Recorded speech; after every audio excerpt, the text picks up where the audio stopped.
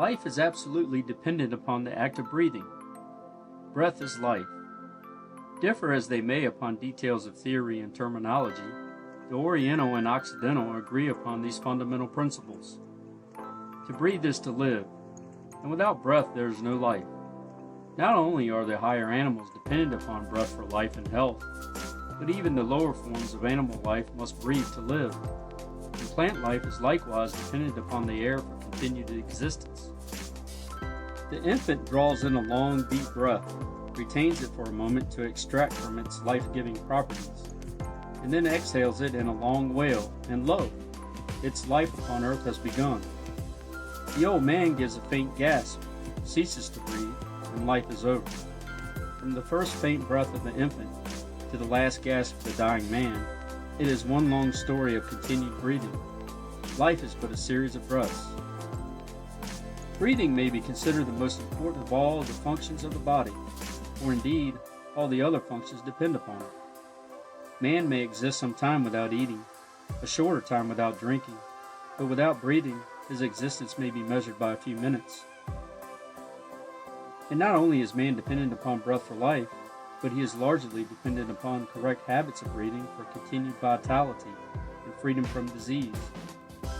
An intelligent control of our breathing power will lengthen our days upon earth by giving us increased vitality and powers of resistance, and on the other hand, unintelligent and careless breathing will tend to shorten our days by decreasing our vitality and laying us open to disease. Man in his normal state had no need of instruction in breathing. Like the lower animal and the child, he breathed naturally and properly, as nature intended him to do. But civilization has changed him in this and other respects. He has contracted improper methods and attitudes of walking, standing, and sitting, which have robbed him of his birthright of natural and correct breathing. He has paid a high price for civilization. The savage today breathes naturally, unless he has been contaminated by the habits of civilized man. The percentage of civilized men who breathe correctly is quite small, and the result is shown in contracted chests and stooping shoulders, and the terrible increase in diseases of the respiratory organs, including that dread monster, consumption, the white scourge. Eminent authorities have stated that one generation of correct breathers would regenerate the race, and disease would be so rare as to be looked upon as a curiosity.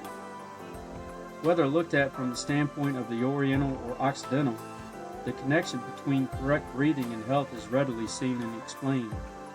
The Occidental teaching showed that the physical health depends very materially upon correct breathing. The Oriental teachers not only admit that their Occidental brothers are right, but say that in addition to the physical benefit derived from the correct habits of breathing, man's mental power, happiness, self-control, clear-sightedness, morals, and even his spiritual growth may be increased by an understanding of the science of breath. Whole schools of Oriental philosophy have been founded upon this science, and this knowledge, when grasped by the Western races and by them put to the practical use which is their strong point, will work wonders among them. The theory of the East, wedded to the practice of the West, will produce worthy offspring.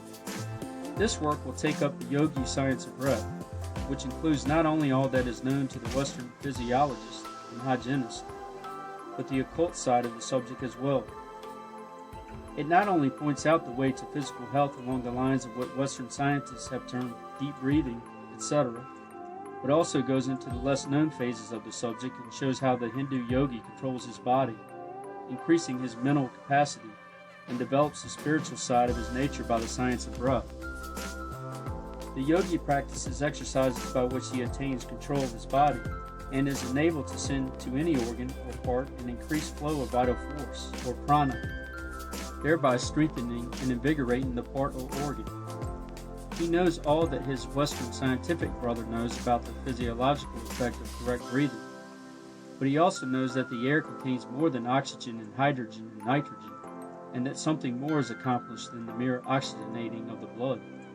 He knows something about prana, of which his Western brother is ignorant, and he is fully aware of the nature and manner of handling that great principle of energy, and is fully informed as to its effect upon the human body and mind.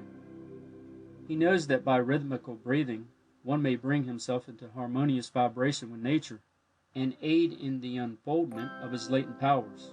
He knows that by controlled breathing he may not only cure disease in himself and others, but also practically do away with fear and worry and the baser emotions.